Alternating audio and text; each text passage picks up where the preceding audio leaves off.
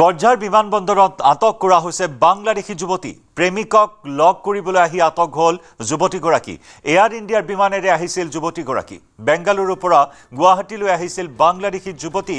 CISFৰ তালাচীত ধৰা পৰে বাংলাদেশী যুৱতীগৰাকী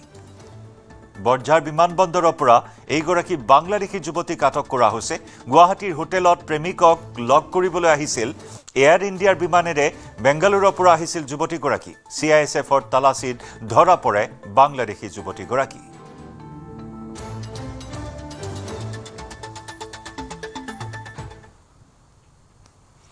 পূব ছিকিমৰ 10 নম্বৰ ৰাষ্ট্ৰীয় ঘাইপথৰ তিনিটাকৈ স্থানত সংঘটিত হৈছে ভূমিস্খলন এই ভূমিস্খলনৰ ফলত ব্যাহত হৈ পৰিছে যান-বাহনৰ চলাচল ATTC college Singtam tunnel portal আৰু 20 মাইলৰ ঘাইপথত খহি পৰে পাহাৰৰ শিল আৰু মাটি পথকেইটা মুকলি চেষ্টা অব্যাহত ৰাখিছে NHIDCL যাত্ৰীসকলক প্ৰয়োজন নহলে ৰাষ্ট্ৰীয় ঘাইপথ 10 নম্বৰেৰে অহা যোৱা নকৰিবলৈ আহ্বান জনাইছে জিলা প্ৰশাসনে ইয়া ছিকিমৰ 10 নম্বৰ ৰাষ্ট্ৰীয় ঘাইপথৰ তিনিটাকৈ স্থানত সংঘটিত হৈছে ভয়ংকৰ ভূমিস্খলনৰ ফলত ব্যাহত হৈ পৰিছে যান-বাহনৰ চলাচল ATTC college Singtam tunnel portal আৰু 20 মাইলৰ ঘাইপথত খহি পৰে পাহাৰৰ শিল মাটি পথকেইটা মুকলি চেষ্টা অব্যাহত ৰাখিছে ৰাষ্ট্ৰীয় ঘাইপথ প্ৰাধিকৰণ কৰ্তৃপক্ষই যাত্ৰীসকলক প্ৰয়োজন নহলে এই ৰাষ্ট্ৰীয় ঘাইপথ চোৱা এৰাই চলিবলৈ আহ্বান জনাইছে জিলা প্ৰশাসনে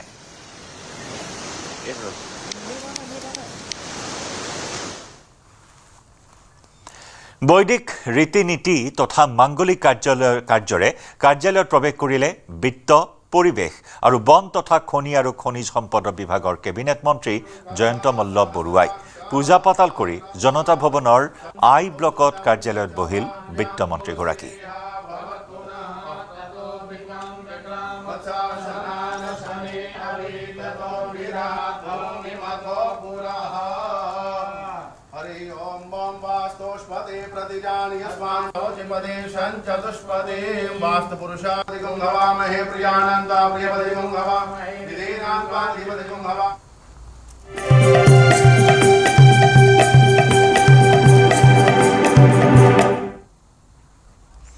গুৱাহাটীৰ গণেশগুৰি উৰণ সেতুত প্ৰচণ্ড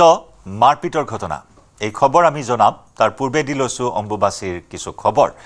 20 জুনৰ পৰা নীলাচলৰ কামাখ্যা ধামত আৰম্ভ হ'ব মহা অম্বুবাচী মেলা অম্বুবাচীৰ মহাযুগক লৈ ইতিমধ্যে প্ৰস্তুতি আৰম্ভ কৰিছে মহানগৰ জিলা প্ৰশাসনে লাখ লাখ ভক্তক আদৰিবলৈ সাজু হৈছে নীলাচলৰ বুকু 22 জুনৰ নিশা 9:08:42 অম্বুবাচীৰ প্ৰবৃত্তি আৰু 26 জুনৰ পুৱা 9:25 হ'ব নিবৃত্তি 23, 24 আৰু 25 জুনত দুৱাৰ সম্পূৰ্ণ বন্ধ থাকিব 26 জুনৰ পুৱা নিত্য পূজাৰ অন্তত মন্দিৰৰ দুৱাৰ ভক্তৰ বাবে পুনৰ মুকলি কৰি দিয়া হ'ব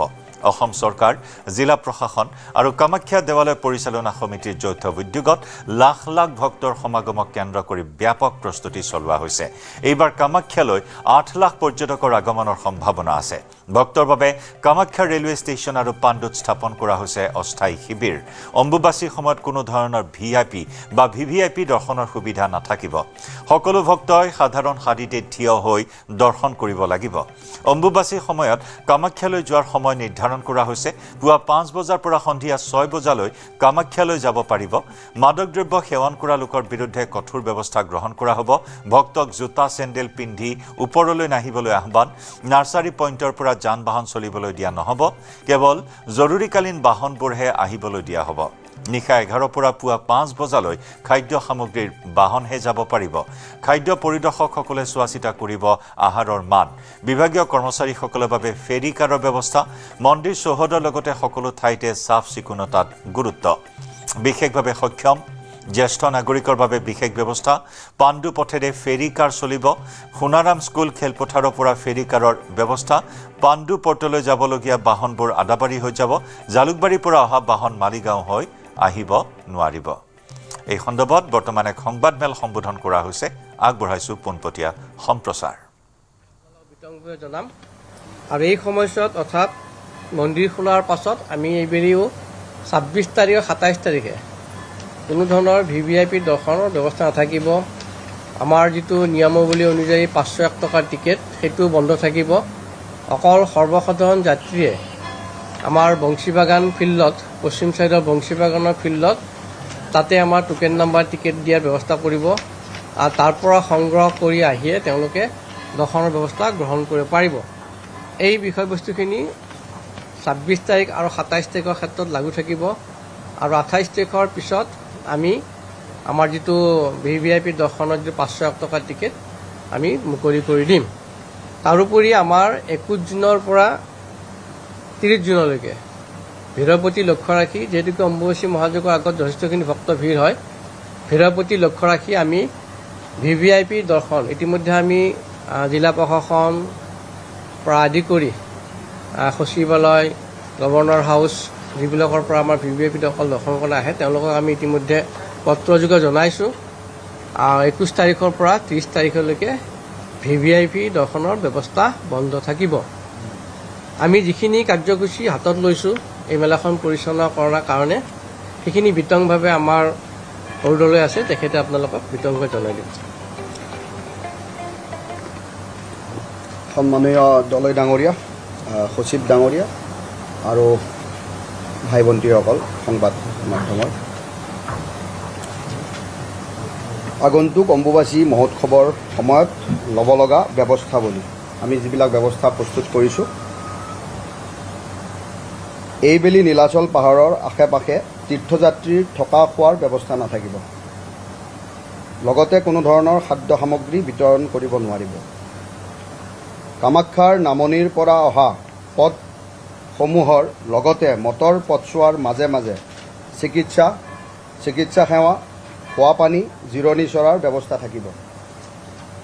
এইবাৰ অম্বুবাচীৰ সময়ত যাত্ৰীসকলে মন্দিৰ পৰিক্ৰমাৰ পাছত পূব দুৱাৰ হৈ গমন কৰাৰ ব্যৱস্থা থাকিব। আইন শৃংখলা ও তীৰ্থযাত্ৰীৰ সুৰক্ষাৰ ব্যৱস্থাৰ বাবে দেৱালয়ৰ নিজা ১২০ জন স্থায়ী সুৰক্ষাকৰ্মী, ৫০০ জন স্কাউট গাইড, ২০০ জন স্বেচ্ছাসেৱক,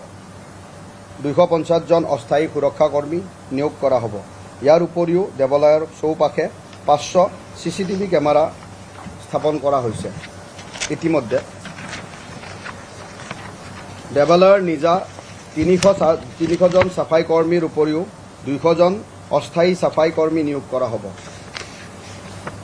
২৬ জুন তাৰিখে দেৱীৰ দৰ্শনৰ বাবে সমাবেত হোৱা দৰ্শনাৰ্থীৰ সুবিধাৰ্থে বংশী বাগানত অস্থায়ী জিৰণি চৰা, চিকিৎসা সেৱা, প্ৰস্ৰাৱগাৰ, খোৱা পানীৰ ব্যৱস্থা কৰা হৈছে।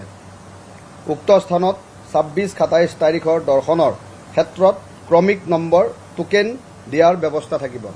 সেইদিনাৰ দৰ্শনৰ ব্যৱস্থাৰ কাৰণে টোকেন দিয়া যাব। অম্বুবাচী উপলক্ষে সেৱা আগবঢ়োৱা সংস্থাৰ সদস্যসকলৰ বাবে দেৱালয়ৰ তৰফৰ পৰা খাদ্যৰ ব্যৱস্থা কৰা হৈছে। তেওঁলোকে ইয়াতে সকলো ধৰণৰ খাদ্য সামগ্ৰী তেওঁলোকে পাব। যোৱা বছৰ হোৱা ভক্তৰ ভিৰৰ প্ৰতি লক্ষ্য ৰাখি নিশা ৬ বজা পৰ্যন্তহে ভক্তসকলে নীলাচল পাহাৰৰ প্ৰৱেশ কৰিব পাৰিব। পুনৰ ৰাতিপুৱা ৫ বজাৰ পৰা প্ৰৱেশ কৰিব পাৰিব।